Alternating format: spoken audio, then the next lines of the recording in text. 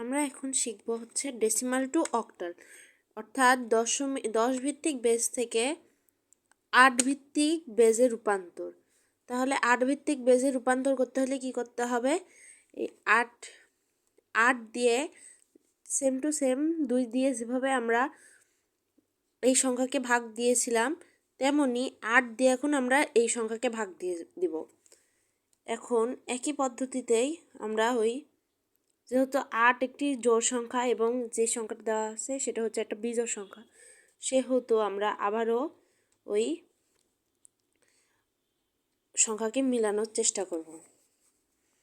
তাহলে 63 - 1, এই একটা হলো ভাগশেষ। সবসময় এটা মনে রাখতে হবে যে এখানে যে সংখ্যা বসবে সেটা হচ্ছে ভাগশেষ, আর এটা হচ্ছে সেই সংখ্যা যেটা দিয়ে আমরা ভাগ দিচ্ছি। অর্থাৎ আমি এভাবে একটু দেখাই দিই যে 505কে কত হলে যাবে। তাহলে 8 দিয়ে যদি ভাগ দেই তাহলে 563 গুণন 8 504। তাহলে এখানে 63 504 এক ভাগশেষ, এই ভাগশেষটাই এখানে বসবে। এখন আবার এই 63কে 8 দ্বারা ভাগ দিব, তাহলে কত হবে?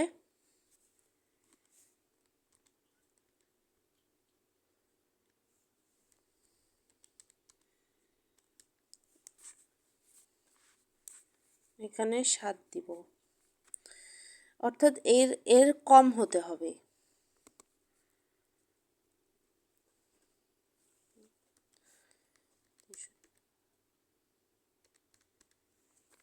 ছয়। এখন 8 দিয়ে 7কে আবার ভাগ দেব, যেহেতু 8 দ্বারা 7কে ভাগ যায় না, তাহলে এখানে 0 আর এখানে ভাগশেষ 7 দিব। তাহলে এখানে উত্তর হবে 505 to 10 to 761। সবসময় নিচ থেকে উপরে যেতে হবে, এখানে নিয়মই হলো নিচ থেকে উপরে যাবে। এখন আমার উত্তরটি সঠিক আছে নাকি না সেটা আমরা এখন ক্যালকুলেটরের সাহায্যে দেখব। তাহলে এখানে মোডে চাপ দিব, দিয়ে বেজ নিব, বেজে এসে এখানে 3তে চাপ দিব, দিয়ে এখানে হচ্ছে অক্টাল করব। এখানে ডেসিমাল নিব।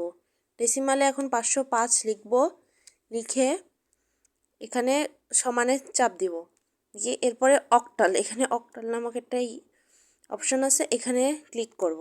তাহলে আমার উত্তর হচ্ছে 771। উত্তর আমার হয়তো একটু ভুল গেছে, মানে 7 হবে। সবসময় এটা হচ্ছে বেটার, হাতে করার পরেই আমরা দেখব যে ক্যালকুলেটরে সঠিক উত্তর হচ্ছে কিনা। এর ফলে আমরা জানতে পারবো যে এটা সঠিক উত্তর কিনা। তো এটাই হলো ডেসিমাল টু অক্টাল।